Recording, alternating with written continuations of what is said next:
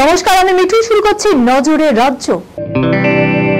কানের মেশিনের বিশ্বস্ত প্রতিষ্ঠান অডিটন স্পিচ অ্যান্ড হিয়ারিং ক্লিনিক। কানে শুনতে না পাওয়া বা শুনতে সমস্যা, তোতলা বা অস্পষ্ট কথা, জন্ম থেকে কথা বলতে না পারা, অল্প বুদ্ধি, কথা ও কানের যে কোনো সমস্যার সঠিক সমাধান অডিটন। অভিজ্ঞ চিকিৎসকদের পরিষেবার সাথে পাবেন কানে শোনার পরীক্ষা ও যন্ত্র, কান ও গলার ছবি, speech therapy, OAE, BERA, ASSR, ENG, VNG, ইকজি, ভেস্টিবুলার, সাইকোলজিক্যাল পরীক্ষা ও কাউন্সিলিং। বিশদে জানতে যোগাযোগ করুন।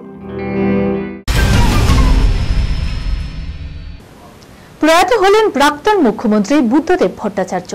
বঙ্গ বামপন্থীদের শেষ আইকন বুদ্ধদেব ভট্টাচার্য।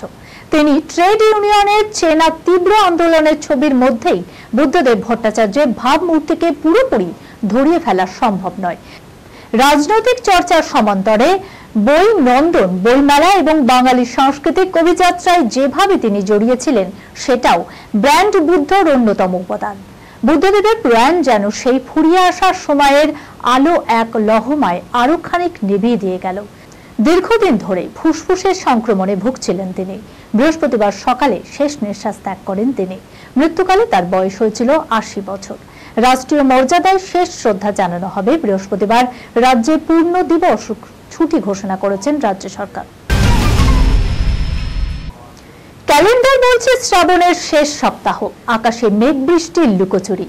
এই আবহাওয়ায় ধোয়া ওঠা গরম ভাতে ইলিশের কথা মনে পড়লেই জিভে জল আসে বাঙালির। কিন্তু বাংলাদেশের বর্তমান পরিস্থিতিতে কমল পদ্মার ইলিশের জোগাড়, মন খারাপ ইলিশ প্রেমী আমজনতার। ভারত বাংলাদেশ সীমান্তে বন্ধ ট্রাক চলাচল, তার ফলে খুব স্বাভাবিকভাবেই পদ্মার ইলিশের জোগানের টান পড়েছে। ভর সন্ধ্যায় তরুণীর মোবাইল ছিনতাই করে রাস্তা ধরে দৌড়াচ্ছে এক যুবক। পিছু ধা করে তাকে পাকড়াও করেন ওই তরুণী। স্থানীয়রা ততক্ষণে ভিড় জমান, যুবককে মারধরও করা হয়। এরপর যুবকের যুক্তি শুনে হতবাক হয় সকলেই। সে জানায়, তরুণীর হাত থেকে মোবাইল ছিনতাই করিনি, আসলে বন্ধুর সঙ্গে রিল তৈরি করছিলাম। রিলসের চিত্রনাট্য অনুযায়ী তরুণীর হাত থেকে মোবাইল ছিনিয়ে নেওয়া।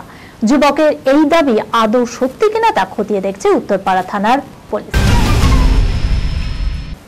ফের এক ফ্রেমে রুকমা ও রাহুল। সোশ্যাল মিডিয়ায় জনপ্রিয় এই জুটির ছবি শেয়ার হতেই হইচই। তাহলে কি রাজার জীবনে ফের মাম্পির আগমন? ভাবছেন এ আবার নতুন কোনো গল্প নাকি? রাহুল রুকমাকে একই ফ্রেমে দেখে অনুরাগীদের মধ্যে গুঞ্জন। তাহলে কি নতুন কিছু শুরু হচ্ছে? এর উত্তর অবশ্য এখনো পাওয়া যায়নি। নজরে রাজ্যে এখনকার মতো এই পর্যন্ত। দেখতে থাকুন অন্যান্য খবর।